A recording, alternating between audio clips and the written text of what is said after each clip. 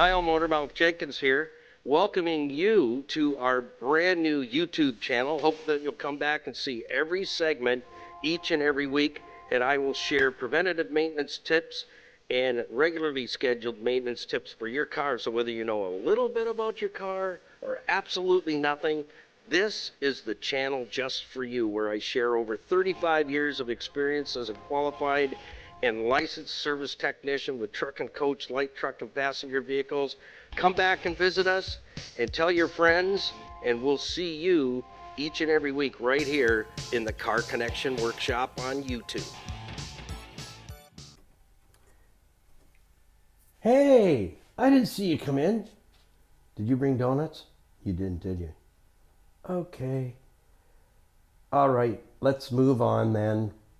Yeah. Motormouth here in the Car Connection Workshop. Yes, this is the 2006 Jeep TJ Wrangler dash that's going into the 97 Wrangler, and we're almost there. So if you haven't been keeping up with the videos, we're just about ready to hang this in there. I got a little more work to do, glue some gaskets on, and you can watch that video. It'll be uploading sometime in the next few days. But I have a question for you. Okay, before I put this in, I have a quandary. Yes, a quandary. So I'm looking for your input. Look at how clean this is. Man, it's incredible. This is a Houston, Texas truck. I should have just brought the whole truck here, but anyways, I did not. So anyways, what we're up against is the harness that it's all in here now and ready to go. This is the ALDL. That's for your diagnostic port. So if you're wondering, this is the headlight switch. And it's 1997, okay? And I had to take the bracket off of the old frame, cut it off, because I can't remember what the headlight switch looked like in the 2006. I don't recall it being there. And I've checked my bin, and I did not come back from the recycle yard with a headlight switch. So I don't know if I left it there in the truck. It doesn't matter at this point. So anyways, I cut the bracket off, and it's right in here. Maybe I should get a light. What do you want? A Bud Light? Miller Light? What are you thinking? A Pepsi light? Are you a Cola light? A Flood light? Okay, so there's the bracket. So I cut it off of the original frame, 1997, and I fit it exactly where it was fitted on the original framework, because the framework is the metal and the plastic is a skin. So I've got it in position and I'm holding it there, and that's where this will bolt into. Okay, so it'll drop right into there. But the other modification I will have to do is the lower panel, filler panel that goes here underneath the steering column, because the column comes through here. So this will saddle the steering column. So you know where all the levers are, your turn signal and your wiper arm, that's all going to be laying right here. And then there's a panel, filler panel that goes underneath, and it clips in here. Here's my thoughts, and I'm running it past you because I'm at that quandary. Do I either A, weld that bracket in and then it's permanent there, or do I go for a 2006 Jeep Wrangler upgrade and buy the switch for a 2006 Jeep Wrangler TJ and then install it to this harness? It may be similar, I don't know. It's an IDK moment. So do I update this from a 1997 kind of antique kind of headlight switch, I gotta say. Yeah, with the rheostat on there, right here. Dim the lights. Dim the lights and guess the rest. Okay, we digress. We move on. Okay, what song was that? Name that song. Who sang that song? It has something to do with chocolate. Okay, anyways. Yeah, there you go. There's a trivia question. Google that, baby. So if I make this bracket permanent, then it's there for good. if I put a stainless steel rivet in here, it will definitely make it solid like that. I mean, it's not like you're swinging off the switch. But here's my question to you, fellas and fellettes, guys and dolls. Do I get the 2006 headlight switch and see where that's actually positioned in here? Because the 2006 dash does not come with that bracket, does not use this style of switch. So should I keep it so what I'm saying is, the question is, I'll keep it simple.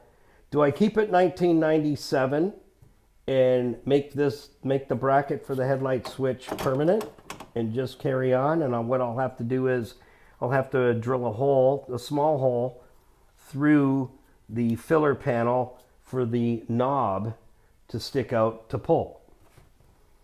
Or do I upgrade to a 2006 Jeep TJ Wrangler headlight switch and let the dash work the way it should? Keep the dash 2006. So that's my question. That's my quandary. Do I keep it 1997 headlight switch and modify accordingly and do a nice job of it? Or do I update to a 2000 Jeep TJ Wrangler headlight switch and the dash will identify itself where it's going to go because that's what it was born with? So I wait for your comments before I move on this. But I'm ready to either rivet that in or go down with my MIG welder and just put a tiny rosette on either side of it, and it's there till the end of time, whatever that is. So we're ready. That's all that has to be done here and decided before we hang it in the back into the Jeep and plug everything in. Plug and play at that point is get everything back in, all the venting, everything, and it'll come together very, very quickly. So we have to make a decision on this quick. Keep it 1997 headlight switch assembly and modify the 2006 dash frame, or upgrade to Jeep TJ Wrangler 2006 headlight switch, wire it in, and it will find its own place where it's supposed to be. I need your help. I need to make that decision. And I'm kind of torn. Yeah, torn. Tear. Okay? So I wait to see your comment and put that in the comments, and whoever's idea I pick, there might be something in it for you. I'm just saying. It is Christmas time here in the Car Connection Workshop. Got my sock out ready for Santa cars. So thanks for stopping by. That's just a quick update because we are ready pretty much. Once I've done the gaskets and a little bit more washing inside, we're ready to hang the dash. That's how close we are. Once the dash is in, got to get you some of these lights. They're perfect, guys. You can hang them anywhere. So Santa Cars has been here and left. Well, I'm hoping he hasn't been here because I got nothing. Like, that's sad. It's really sad. Yeah. I put my sock out in time. So we are ready to put the windshield in. We've got everything done that needs to be done. When I'm ready to use windshield urethane, because I will apply some sealer here, some urethane here. There's a new gasket to go on the top, and one at the top, one on the bottom here. And I'm going to use the urethane sealer around that cold air vent. Actually, it's exterior vent, so if it's cold outside, cold air. If it's hot outside, it's hot air. So that vent is normally, it is used if the vehicle has air conditioning. This one doesn't. But the problem area is right around these edges. It has that same foam we showed you in the previous video. So I'm going to put urethane all the way around that so there's no way for water to get in. Because what can happen is if this vent here that goes down behind the engine plugs up with twigs and stuff, it fills up like a swimming pool till it comes over the top of that lip right here and comes right into the cab of the vehicle. It's a stupid design, but we're going to fix that so that doesn't happen. So on a regular basis, you should be taking this cowling off like we have it here, and make sure that that area right here is cleaned out. Right there. See that slot down there? Right down there? That drains out in behind the engine. So if that gets all plugged up with leaves and twigs, and especially if you live around pine trees, that fills up very quick. And you know those helicopter things? Yeah, they go through your vents and they get in there and plug that up, and then the water rises and comes over the top of that like a swimming pool. So till the next one, thanks for stopping by. Don't forget to visit our website, carconnectionbusinessnetwork.com, ccbusnet, busnet.com. Grab yourself some merch, top right-hand corner of the home page. All our clickables are there. YouTube, Facebook, Instagram, Stevensvilleontheweb.ca, and our iHeart logo is there, so you can tap right on there. So wherever you get your podcasts from, type in the search box, Car Connection Workshop, and you'll find us. Our Motormouth 8 a.m. drive time program, 30 minutes of automotive laughs, fun stories, the whole 9 yards.